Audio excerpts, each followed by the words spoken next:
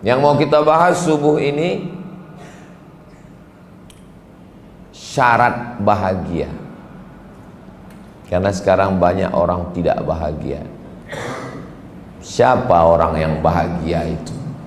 Bukan menurut survei, bukan menurut pakar, tapi menurut Nabi Muhammad sallallahu alaihi wasallam. Hadisnya kalau mau dicari nanti bisa dicari dalam kitab Sunan At-Tirmidzi. Ada orang dari Termes, ini Uzbekistan, ini Afghanistan. Perbatasan antara Afghanistan dengan Uzbekistan ini ada satu kampung kecil namanya Termes. Orang Termes ini disebut dengan Tirmidzi. Jadi ujung i itu, iya itu namanya ya nisbah. Makki, orang Makkah. Madani, orang Madinah. Misri, orang Mesir. Tirmizi, orang Termes. Bukhari, orang Bukhara. Batami, orang Batam. Jadi ujung itu menunjukkan asal daerah. Nama dia bukan Tirmizi, nama dia adalah Imam Abu Isa Ibnu Sawrah At-Tirmidzi. Tapi saking senangnya orang Indonesia, orang Melayu dengan Imam Tirmidzi ini, cobalah Bapak Ibu pikir, renung dari sejak kita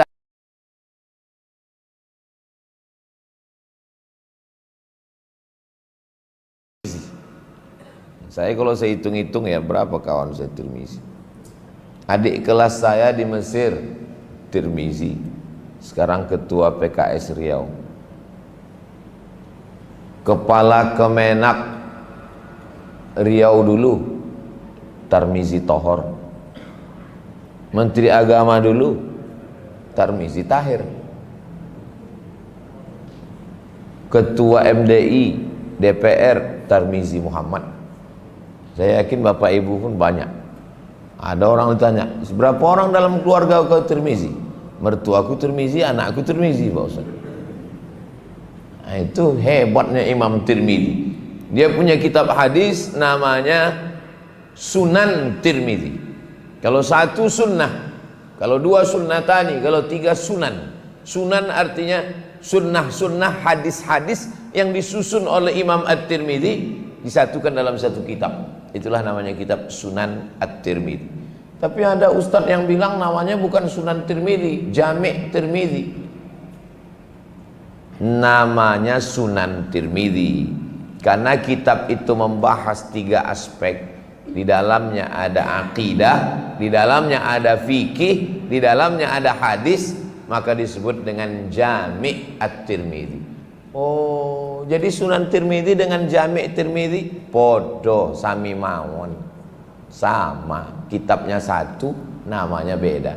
Sama macam Bapak Ibu pulang nanti dari sini. Siapa ceramah di masjid tadi? Ustaz Abdul Somad. Enggak, kami nengok UAS. Itu juga orangnya. Sama itu. Nah, jadi Imam Tirmidzi. Ustaz membaca kitab Sunan Tirmidzi ini pernah. Kalau membaca kitab hadis dalam tradisinya dibacakan dari awal sampai akhir. Makanya nanti kalau ada acara khataman datang, dibacakan dari awal sampai akhir. Dulu kami ngikut acara khataman Sunan Tirmidzi itu, nama yang memimpinnya Sayyid Usamah Mansi, orang Makkah, murid dari Sayyid Muhammad Alawi. Ahli hadis di Makkah itu namanya Sayyid Muhammad Alawi bin Abbas Al-Hasani Al-Maliki. Dia ini punya murid namanya Sayyid Usamah Mansi. Dia membacakan kitab Sunan Tirmidzi di Mesir. Kami hadir bersama acara khataman dari awal sampai akhir. Berapa lama Sunan Tirmidzi ini kalau dibaca dari awal sampai akhir? Sebulan. Dari mulai jam 8 pagi, break jam 10 minum teh, habis itu sholat zuhur, makan siang, lanjut baca lagi, break asar, minum teh, habis itu lanjut ke maghrib, maghrib makan malam, habis itu lanjut lagi jam 10 pulang. Besok gitu lagi, sebulan khatam. Panjang umur sehat badan, kita adakan acara khataman Sunan Tirmizi di Batam insyaallah. Kira-kira kok dibuat Bapak Ibu mau datang? Dari bunyinya tak datang. Insya Allah. Nah, bunyi hadisnya begini. Yang pertama syarat orang bahagia itu man kana aminan fi sirbihi, orang yang tenang hatinya. Itu syarat yang pertama. Tenangkan dulu hati yang ada di dalam ini. Makanya banyak sekarang kita tengok orang rumahnya besar, mobilnya besar, bininya besar, tapi hatinya tak tenang, kecicilan, tak tentu arah. Maka syarat orang bahagia itu tenangkan dulu hati. Saya kalau menengok jamaah subuh ini kelihatannya orangnya tenang semua.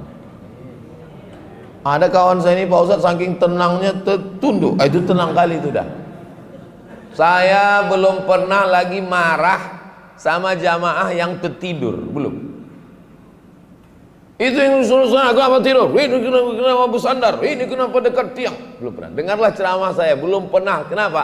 Karena kalau ada orang yang tertidur waktu dengar ceramah, itu berarti hatinya sangat tenang.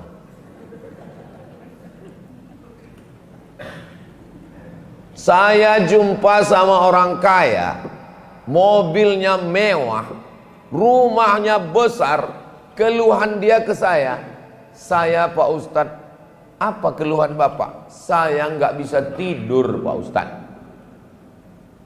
Saya sudah pergi ke rumah sakit, psikolog, psikiater, katanya saya kena penyakit insomnia. Udah berapa lama Pak? Udah 2 tahun ini nggak bisa tidur. Sampai jam 2 malam, putar kiri, putar kanan, ke kiri, ke kanan, tak bisa tidur, pindah kamar, pindah, tak bisa Pak Ustadz. Terus apa obatnya? Suatu ketika saya datang ke masjid, ada kultum. Saya tengok yang kultum itu Ustadz Somad. Saya udah mau bangkit, terus saya ikut, senang saya. Sejak ikut ceramah Ustadz, inilah saya bisa tertidur kan. Sejak itu saya tak pernah marah kalau ada orang tertidur dengan ceramah, karena begitu banyak orang tak bisa tidur. Tiba-tiba dia baru jumpa kita menguap. Berikut ini mari kita dengarkan tausiah yang akan disampaikan oleh Ustaz Abdul Somad. Kan nikmat besar itu. Nikmat apa lagi yang kau dustakan? Dan nikmat yang paling enak, lebih enak daripada makan, lebih enak daripada minum adalah tidur. Pernah tak Bapak mendengar orang terlambat naik pesawat gara-gara makan? Tak pernah. Kenapa terlambat kau naik pesawat ke Jakarta? Enak kali makan tadi. Enggak pernah. Tapi kalau tidur, berapa kali orang terlambat pesawat gara-gara tidur. Terlambat akad nikah pun ada gara-gara tidur. Nantilah kalau udah berumur-umur macam saya ini, enak. Rupanya makin berumur kita makin enak tidur ini. Iya, dulu waktu muda tidur tuh nggak enak kali. Sekarang ini enak kali tidur. Maka bersyukur kepada Allah. Orang kalau hatinya tak tenang tak bisa tidur. Ustadz Somad, pergi saya ke kabupaten di Riau. Bapak ini umurnya 70. Dia ketua panitia lomba musabakoh baca maulid Barzanji sekabupaten. Semangat orangnya. Jadi saya tengok, kenapa Bapak semangat betul? Saya nih Pak Ustadz kena penyakit insomnia. Bukan yang pertama tadi, ini orang kedua. Banyak saya ketemu orang gak bisa tidur. Saya Pak Ustadz sampai jam 2 malam gak tidur-tidur. Apa penyebabnya? Saya kan mau pensiun.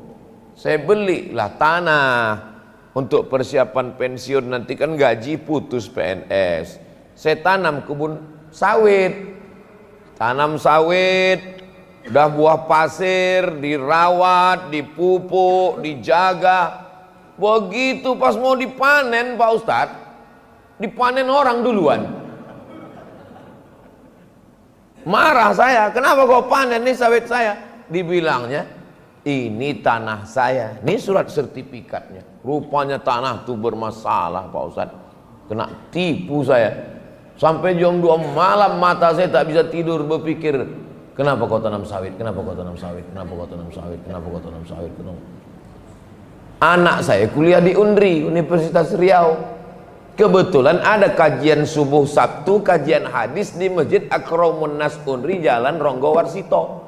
Yang ngajar itu namanya Ustadz Abdul Somad, baru pulang tahun 2009. 4 tahun saya ngajar di Masjid UNRI itu, 2010, 11, 12, 13. Penuh tak muat itu, pindah ke Masjid Al-Falah, Jalan Sumatera. 14, 15. Tak muat lagi Masjid Al-Falah, komplain ibu-ibu hamil tak bisa naik karena masjidnya 2 lantai. Pindah ke An-Nur 15, 16. Sampai di An-Nur muncul isu masjid itu mau diambil Salafi. Saya bilang ambil kalian lah, aku pun dah muak kali udah. Sampai sekarang tak diambil orang itu. Salah satu cara biar masjid kita tidak diambil Salafi, kubur salah satu jamaah di depan imam. Insya Allah manjur. Jangankan diambilnya, sembahyang pun dia tak mau. Mana tahu ada kekhawatiran masjidnya diambil. Tahun 2017 berkumpul semua ketua majelis tarjih Muhammadiyah di Yogyakarta. Kebetulan salah satu utusannya kawan saya. Kami sedang kumpul nih Ustadz Somad di Jogja. Apa pembahasannya? Pembahasannya Masjid Muhammadiyah yang diambil Salafi. Masjid itu kalau diambil NU itu hilang sendal. Masjid itu kalau diambil Muhammadiyah hilang kunut. Tapi kalau masjid itu diambil Salafi hilang semua. Jadi banyak orang yang khawatir. Saya bilang kalian tak usah bingung-bingung, tanam aja satu jamaah depan, insya Allah tak diambilnya jamaah. Maka saya berpesan masjid dekat rumah saya, Masjid Hajah Rohana, nanti kalau aku mati tolong kalian kuburkan aku di dekat itu, aku bilang. Biar supaya apa? Biar jangan diambil orang tuh masjid ini, bilang. Saya tahu ini nanti akan diserang orang tuh, nggak apa-apa, kita udah biasa kok. Sedang di pilkadanya aja kita diserang orang, nyantai aja. Jamaah yang sakit hati. Sampai mana tadi ceritanya? Jadi syarat bahagia yang pertama itu adalah aminan fi sirbihi, tenang hatinya. Apa yang paling jahat di badan kita ini? Yang paling jahat di badan kita ini kolesterol, bukan. Asam urat, bukan. Asam lambung, bukan. Gula darah, diabetes, bukan. Yang paling jahat di badan kita ini adalah pikiran. Pikiran nilai yang paling jahat. Pikiran nilai yang membuat sakit. Jangan kau makan kambing nanti kau naik kolesterol. Jangan kau minum teh nanti kau kena diabetes. Jangan kau makan gini. Jangan kau makan emping melinjo nanti kau asam urat. Makanya orang gila sehat. Kenapa orang gila itu sehat? Karena otaknya tak berpikir. Orang kaya, pejabat, duit banyak, masuk rumah sakit, diperiksa sama dokter. Pas dicek, nih bapak terlalu banyak mikir nih, asam lambungnya naik pak, nih kolesterolnya naik pak. Saya pergi ke rumah sakit, jumpa pak dokter.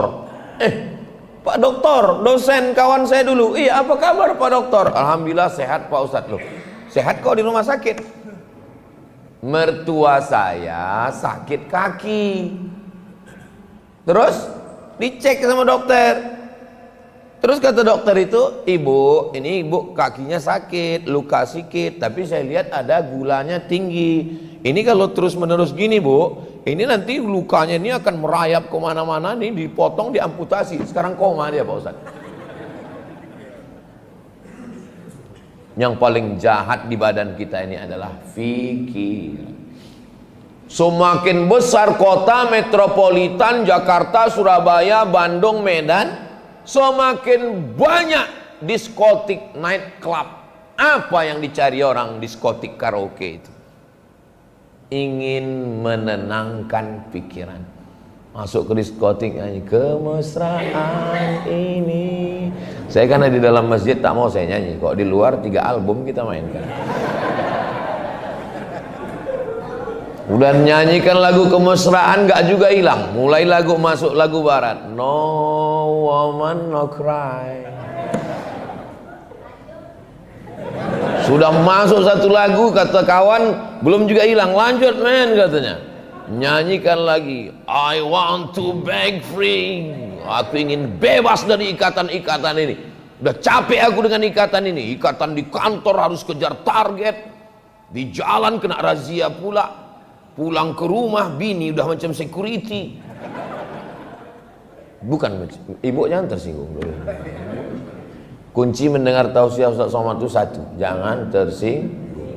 Ada beberapa jamaah tersinggung pulang meninggal. Yang paling jahat adalah pikir.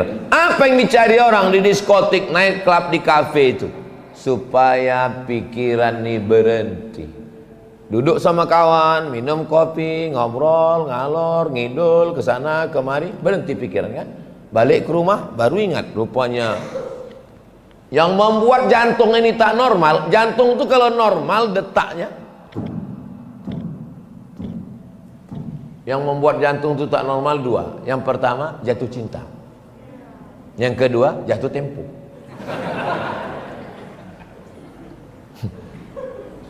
Itulah yang membuat jantung gedebuk itu. Saya ini Pak Ustaz rasanya nggak jatuh cinta lagi, udah tua masa seumur saya. Berdegup juga, iya berarti jatuh tempo. Semua hutang. Motor hutang, mobil hutang, rumah hutang, panci hutang, skincare hutang. Putih tidak, muka hitam. Memikirkan hutang.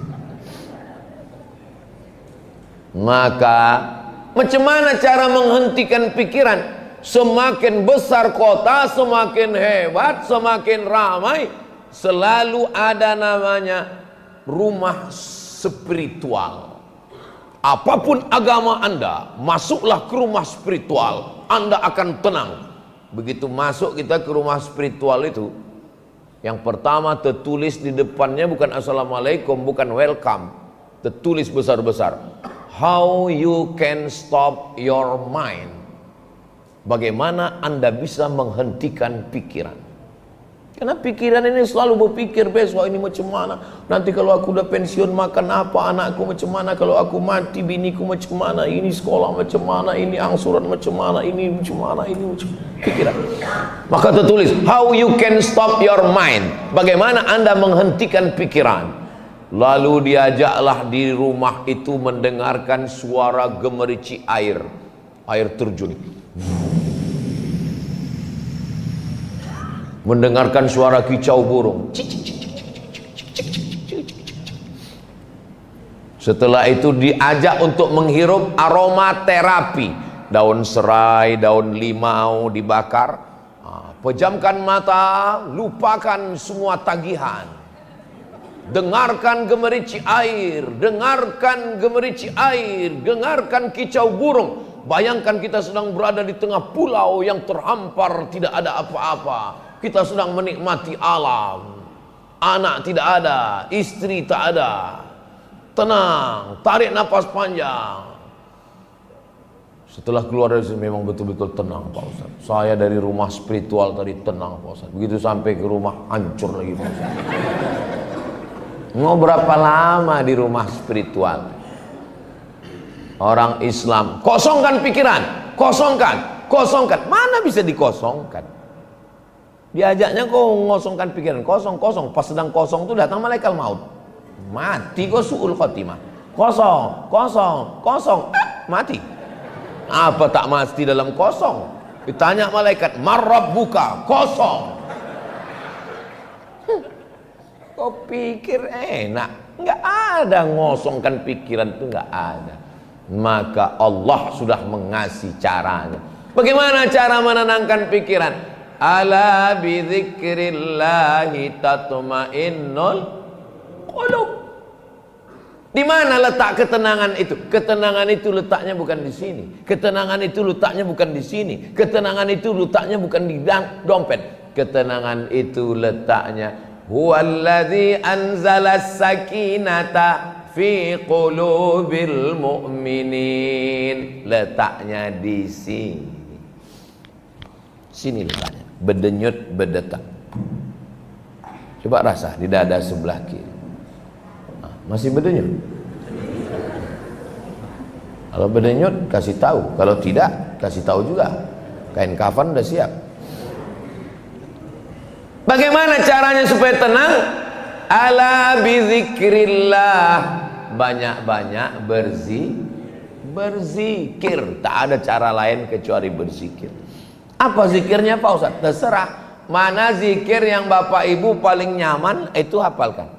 Subhanallah wa bihamdihi subhanallahil azim, subhanallah wa bihamdihi subhanallahil azim, subhanallah wa bihamdihi subhanallahil azim, subhanallah wa bihamdihi subhanallahil azim.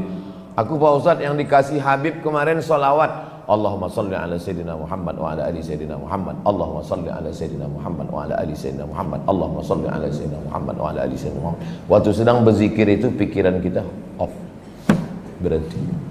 Kalau tarekat Naqsabandiyah itu apa zikirnya? Allah, Allah, Allah, Allah, Allah, Allah, Allah, Allah, Allah, Allah, Allah, Allah, Allah, Allah, Allah, Allah, Allah. Berapa kali? Saya ini orangnya penasaran. Naik mobil lah saya, bawa mobil. Saya naik mobil itu di Sorga. Sorga itu di Riau. Sorga itu maksudnya Surau Gadiang. Sebelum Rokan Hulu. Sebelum Pasir Pangarayan. Pas naik mobil, ada dua orang bersorban pakai baju putih. Itu biasanya orang tarekat Naqsabandiyah. Saya buka kaca. Nak kemana tuh? Nak ke situ, kata dia. Ayolah sama aku. Saya buka mobil masuk. Maksud saya mau nanya-nanya.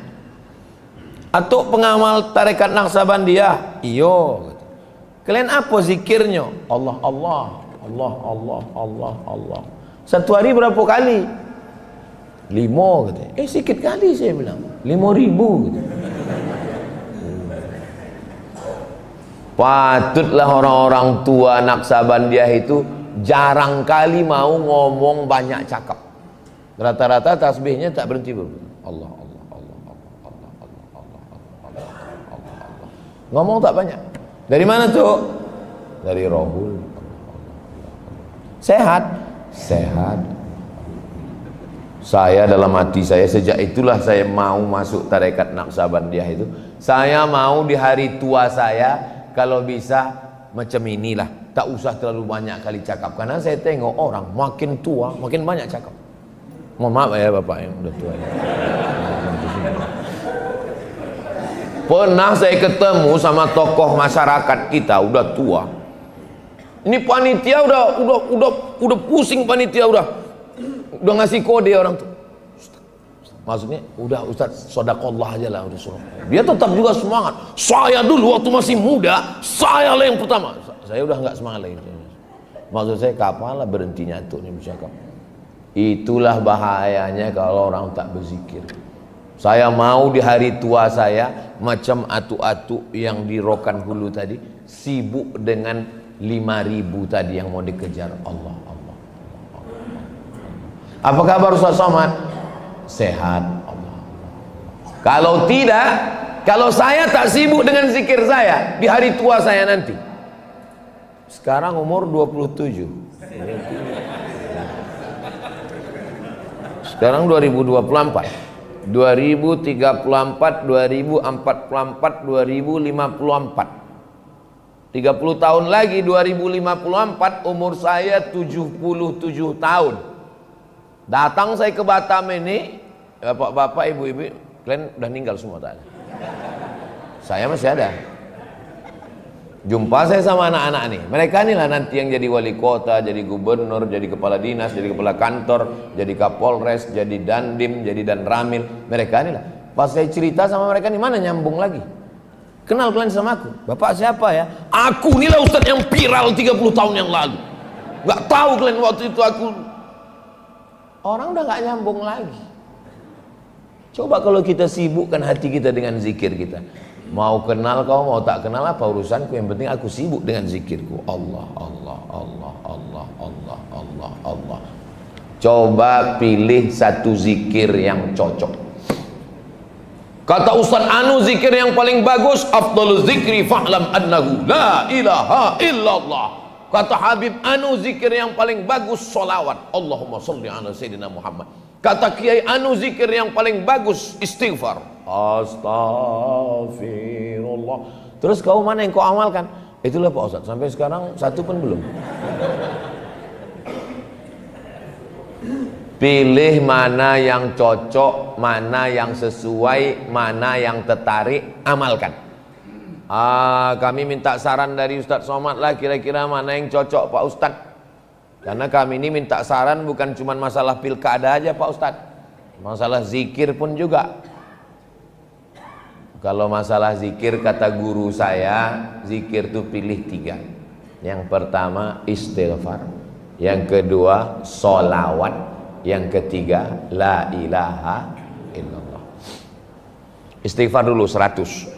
Allah astaghfirullahaladzim, astaghfirullahaladzim, astaghfirullahaladzim. Jangan karena mau cepat, karena mau ngejar 100.000 tak jelas bunyinya. Macam dapat gorengan panas.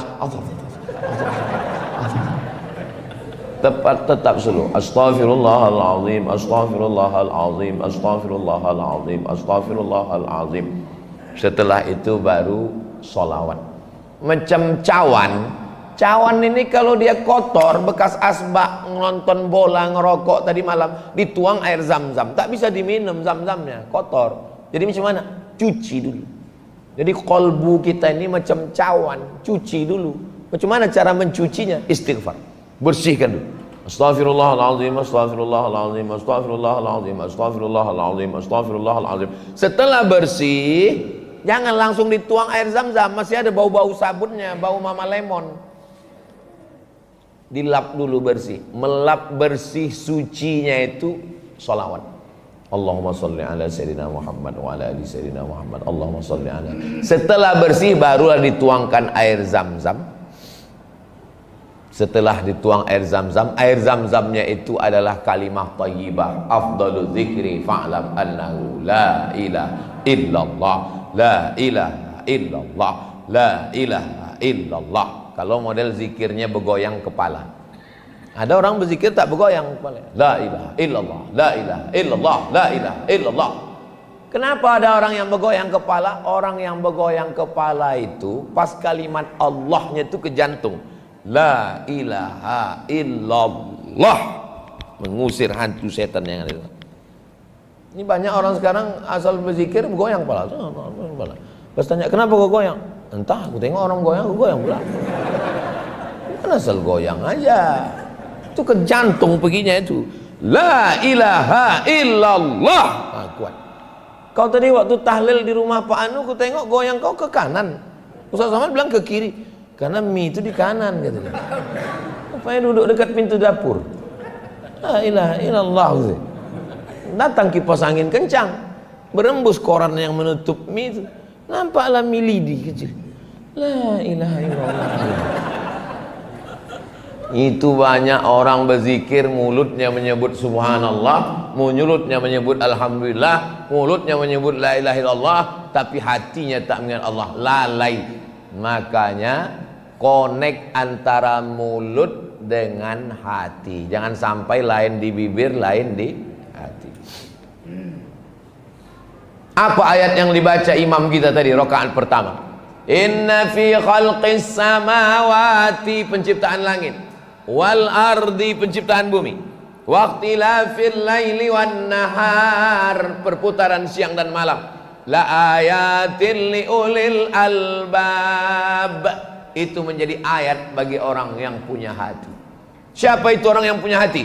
Alladzina yadhkuruna Allah, orang yang menyebut Allah qiyaman, waktu tegak, wa qu'udan, waktu duduk, wa ala junubihim, waktu berbaring. Tegak, duduk, berbaring, Allah, Allah, Allah, Allah. Tadi Ustaz masuk masjid, tadi apalah yang Ustaz pikirkan waktu duduk? Saya berzikir. Allah, Allah, Allah, Allah, Allah, Allah. Karena kita kalau tak berzikir mulutnya mau bercakap, apalagi dekat kawan akrab dekat. Gimana kawan? Gimana 01? Ada. Apalagi mau pilkada ini. Maka yang paling tenang adalah berzikir. Oh, Ustadz kami tengok kemarin di Natuna. Iya. Ini sekarang di Batam. Iya. Ini nanti sampai Pekanbaru kemana? Pelelawan. Besok kemana? Indragiri Hulu.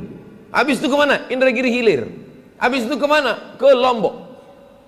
Kapan Ustadz istirahatnya? Istirahatnya nanti di surga bersama kamu, Besti. Hidup ini kalau dikatakan istirahat takkan pernah menemukan istirahat. Nanti nampaknya anak ini kalau udah kuliah agak istirahat sedikit. Pas kuliah makin tak istirahat. Kenapa? UKT naik. Ini nampaknya anak ini kalau udah S1 nanti selesai Pak Ustadz agak istirahatlah saya ini sedikit. Begitu anak selesai S1 makin tak istirahat. Kenapa? Ditanya orang, anak kau kerja di mana sekarang? Nampaknya nanti kalau anak ini udah kerja agak istirahat sedikit. Begitu anak kerja makin tak istirahat. Ditanya orang, anak orang udah belaki, anak kau belum juga lagi berbini. Nampaknya nanti kalau udah nikah anak ini istirahat. Begitu anak nikah makin tak istirahat. Kenapa? Dititipkannya pula anak dia. Berapa banyak ibu-ibu yang dulu waktu muda tak pernah ke masjid, tak pernah wirid yasin, tak pernah yasinan, tak pernah tahlilan, tak pernah manakiban, tak pernah solawatan.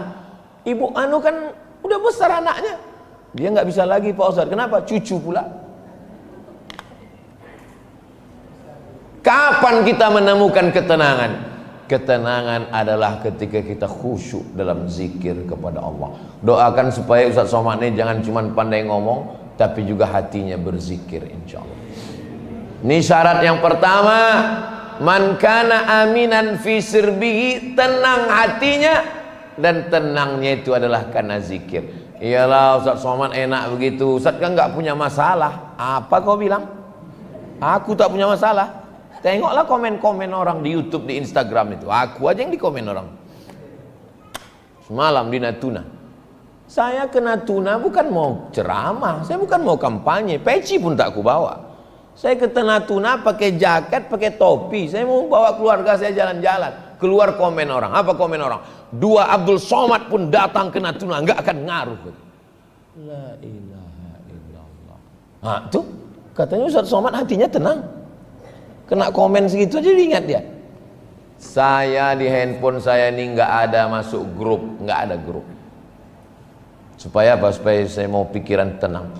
Terus itu komen-komen di Instagram itu, di Instagram, di YouTube, komen itu tidak bisa saya balas. Kenapa? Saya tak tahu passwordnya. Itu admin semua yang ngurus itu. Supaya saya tenang. Terus tadi kok Ustaz tahu?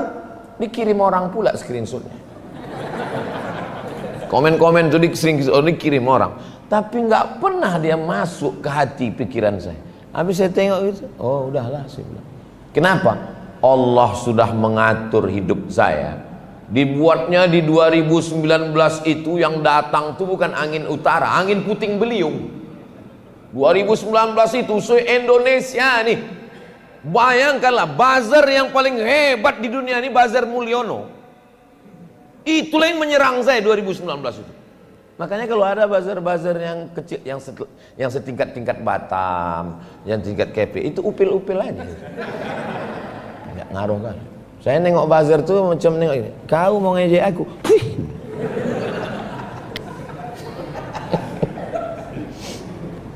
Bazar tuh, iya Ustadz, tapi Ustadz yang diejek hati kami yang nggak tahan Pak Ustadz. Ustadz janganlah ikut kampanye-kampanye ini Pak Ustadz. Tak usahlah Ustadz cawe-cawe mensupport orang nih Pak Ustadz. Ustadz tenang, kami jamaah nih yang tak tenang. Ini berat, biar aku aja. Semalam datang orang mau WA. Ustadz, janganlah Ustadz kampanye-kampanyekan lagi orang itu Pak Ustadz. Kami nggak tahan menengok Ustadz diejek-ejek Pak Ustadz. Saya balas. Sampai tanggal 27 nih, kau banyak-banyak aja minum jus timun.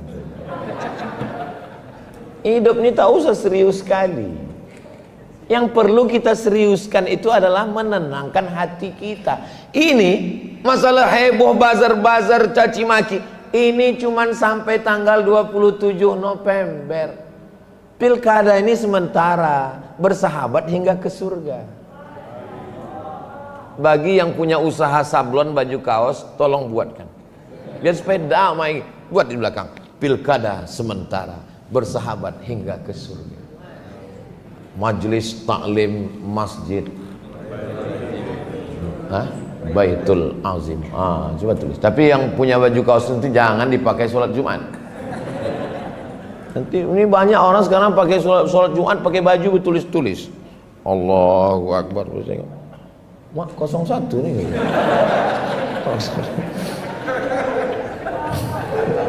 Tengok lagi sholat. Assalamualaikum warahmatullahi, bersahabat hingga ke surga. Satu untuk selamanya. Assalamualaikum warahmatullahi. Jangan pilih yang palsu. Kacau kita. Kalau bisa ke masjid itu pakai baju yang tak ada tulisan-tulisan, macam baju saya. Tapi bukan berarti yang ada tulisan ini salah, enggak. Tulisan ini bagus. Ini di belakang tulis biker subuhan. Salat bapak itu di belakang. Allahu Akbar, tengoknya biker subuhan. Mak, zuhur tak sembahyang anak ini. Padahal maksudnya sedang subuh aja yang paling berat orang ini sholat kan, apalagi lah zuhur itu maksudnya. Tenang hati Ustaz Somad. Air ini kan nampak dari atas ini nampak tenang, gelombang di bawah itu siapa yang tahu?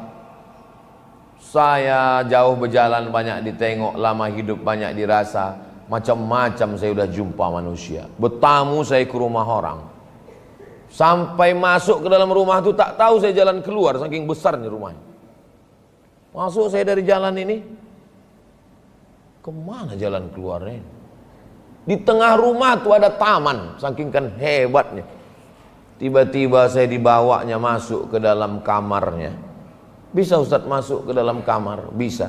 Rupanya di dalam kamar tuh terbaring anak umur 25 tahun yang tak pernah bangkit dari tempat tidur karena lumpuh total. Situ baru saya paham. Setiap kita ini punya masalah. Cuman kan tidak semua orang menceritakan masalahnya. Masalah kita itu ngadunya cukup kepada Allah. Jangan ke Facebook. Apa kata Mark Zuckerberg? Yang punya FB, yang punya Google. Kata Mark Zuckerberg, janganlah kalian mengadukan ke Facebook, karena aku pun banyak juga masalahku, kata dia. Mengadulah kepada Allah SWT, tahajud malam, sujud terakhir, minta kepada Allah SWT. Mengadu ke kawan, habis curhat ke kawan, curhat ke kawan. Pas pilkada rupanya jadi lawan. Habis. Mengadulah kepada Allah Subhanahu wa taala. Tempat kita la ta'khudhuhu sinatun. Banyakkan zikir. Doakan supaya Ustaz Abdul Somad hatinya khusyuk berzikir. Ustaz Somad, zikir itu pejam mata atau buka mata? Kalau saya khusyuk pejam mata. La ilaha illallah. Cuman kadang pas pejam mata tuh nampak penampakan. Kadang nampak babi, kadang nampak anjing, kadang nampak hitam. Kalau udah nampak yang begitu cepat buka. Kalau nanti dalam berzikir tuh nampak macam-macam, nampak kita macam masuk ke rumah, cepat buka untuk menghilangkan setan. Kalau saya Pak Ustaz terbalik pula, pas saya buka tuh nampak saya setan, tutup. Zikir tuh begitu. Kalau dengan terbuka begini kita terganggu, tutup. Kalau dengan tertutup gini kita terganggu, buka. Kadang terganggu tuh buka, kadang tertutup, buka tutup. Mandang. Kalau orang Naksabandiah berzikir itu memandang ke sebelah kiri. Allah, Allah, Allah, Allah, Allah, Allah, Allah, Allah, Allah, Allah. Saya dibawa orang tua naik motor. Ustaz, ayo kita riding Ustaz. Oke, saya bilang. Kemana kita? Dari Pekanbaru kita ke Payakumbuh. Oke, saya bilang. Rupanya maksud orang itu naik motornya dari Pekanbaru, disuting pakai kamera, habis itu disuruh naik mobil. Nanti di Payakumbuh pas sudah mau sampai disuting lagi. Itu pencitraan itu, saya bilang. Saya ini bukan ustaz pencitraan. Aku kalau pakai motor, kita naik motor terus. Sanggup Ustaz, kata dia. Oh, saya ditantang itu, naik jin saya. Ayo, bawalah motor dari Pekanbaru ke Payakumbuh kami. Wah, sedap kali. Selama di jalan tuh apalah yang Ustaz ingat? Zikir. Makin kencang dia makin zikir. Kelok 9 terus makin suka zikir. Allah, Allah, Allah, Allah, Allah, Allah, Allah. Kalian yang naik motor, jangan sampai kalian naik motor dengar lagu-lagu. Dengar pula lagu keong racun. Pas sedang mati sakratul maut, keong. Mati kita dalam keadaan husnul khatimah. Yang kedua, mu'afan fi jasadihi. Ini syarat yang kedua. Hati dulu tenangkan dengan zikir. Setelah hati tenang, mu'afan fi jasadihi, badan sehat. Ustadz ada keluhan? Enggak ada. Saya sehat walafiat. Saya tidak ada keluhan, saya sehat. Masa Ustadz nggak ada penyakit sama sekali? Saya nggak ada penyakit. Kok bisa Ustadz nggak ada penyakit? Saya nggak pernah periksa. Ini kalau diperiksa ini sakit semua ini. Dari mulai ujung rambut nanti diperiksa orang itu, ini bapak nggak lama lagi mengalami kebotakan, katanya. Ah, udah terpikir pula kebotak. Ah, sibuk pula tanam rambut ke Turki. Asik pula istri masak kemiri di rumah, disapukan kemiri itu ke sini ya. Ini kelihatannya mata bapak ini, coba pandang lagi Pak. Coba pandang. Berapa nampak angka di depan Pak? Enggak nampak. Kalau yang ini duit, nampak. Ah, ini mata ini nampak. Makanlah saya. Ini Ustaz ceramah sampai jam berapa nih? Sampai jam 6. Saya ceramah di mana-mana tetap 1 jam. Enggak pernah saya lebih dari 1 jam, 60 menit. Yang mau pulang masak sarapan anak, pulang-pulang enggak apa-apa. Saya pernah ceramah berdua aja sama kamera, enggak apa-apa. Duduklah saya makan, disediakan kepiting sebesar piring kepiting. Kapolres, Dandim, Bupati, DPRD, saya. Satu pun orang ini tak ada yang berani memakan kepiting. Aku bilang, Pak Kapolres, kolesterol Pak Ustadz. Pak Dandim, nanti dulu Pak Ustadz, kita menjaga NKRI Pak Ustadz.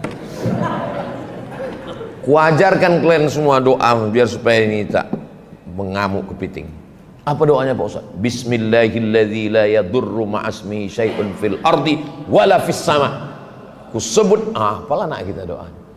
Kusebut nama Allah, dengan nama Allah tidak ada satupun yang dapat memudaratkan baik di bumi maupun di langit. Kepiting ini kan di bumi, di air Pak Ustaz, itu serahlah di air. Di air kan di bumi juga, di langit, insyaallah. Oh, patutlah Ustaz sehat. Nanti kalau kumat kolesterol kami, aku tak tanggung jawab.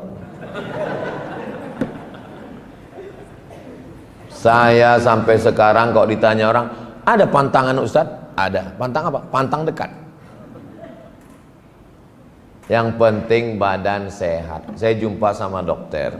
Kata Pak dokter, saya walaupun saya Ustaz, saya tetap nanya ke dokter. Kata Pak dokter, sebetulnya Ustaz Somad boleh Ustaz makan, tapi jangan banyak-banyak. Itu aja kuncinya, jangan banyak-banyak. Malam tadi sebelum tablik akbar kami makan, satu meja itu penuh makanan. Ada ayam, ada daging, ada udang, ada ikan, ada macam-macam. Terus apa yang Ustaz makan? Ikan asin. Nampak saya ada ikan asin, saya ambil ekornya, makan pakai nasi, udah cukup. Di Natuna, oh makanan banyak. Saya tanya, coba pesankan dulu ada ikan asin enggak? Karena dari kecil saya dikasih makan ikan asin. Itu maka anak saya ditanya orang, apa makannya? Ikan asin gitu. Padahal dia tak pernah makan ikan asin, saya yang makan ikan asin. Makanlah apa yang kita suka. Tak usah dipikirkan cakap orang. Hidup ini sebetulnya tak susah. Yang susah itu memikirkan cakap orang. Ditengok orang, Ustadz Somad kurus sekali lah Ustadz, ini banyak kali bebannya kayaknya. Agak gemuk sedikit. Pertumbuhan itu ke atas bukan ke samping. Apa tak sakit kepala kita? Bapak yang gemuk, ibu yang kurus, tak usah pikirkan orang, yang penting sehat. Mudah-mudahan yang ada sakit-sakit diberikan Allah kesembuhan. sakit berobat. Apa payahnya? Masalah kita di dunia ini kan cuma dua. Yang pertama, masalah yang dipikirkan ada solusinya. Yang kedua, masalah yang dipikirkan tak ada solusinya. Cuma dua itu aja. Ada masalah, pikirkan. Ada solusinya, udah jangan pikirkan lagi. Dipikirkan, tak ada solusinya, jangan dipikirkan. Karena dipikirkan pun tak ada. Apa dipikirkan lagi? Saya tak pernah saya pikirkan itu. Kalau saya pikirkan, udahlah saya kurus, tinggal keringnya lagi, kurus. Macam ikan salai lah. Aminan fi sirbihi, tenang hati, mu'afan fi jasadihi, sehat badan. Apa kapsul yang Ustadz makan Ustadz sehat? Saya dikasih tahu sama profesor, dokter pimpinan rumah sakit di Pekanbaru, Ustadz jangan minum suplemen, karena kalau Ustadz minum suplemen nanti Ustadz ketergantungan. Kalau Ustadz ketergantungan, kalau tak minum suplemen Ustadz kena penyakit 6L, lemah, letih, lesu, letoy, loyo, lunglai. Yang penting Ustadz minum air putih, jangan Ustadz minum banyak gula. Karena kalau gula ini banyak di gigi, itulah dia gigi berlobang. Kalau gula banyak di ibu hamil, itulah dia jadi autis. Kalau gula banyak di darah, itulah dia jadi diabetes. Maka air yang paling bagus diminum adalah air putih. Ini jamaah masjid ini bukan karena tak ada teh manis ini. Jangan nanti keluar komen orang Batam pelit-pelit tak berduit. Bukan, ini karena menjaga kesehatan Ustadz. Jangan kasih Ustadz penceramah minum teh manis panas. Karena kalau dia minum teh manis suaranya habis menggelegar. Diminumnya teh panas gula, rusak pita suaranya. Nanti udah tua tak bisa dari mengajar. Apa kabar semuanya? Sangka anak-anak film horor.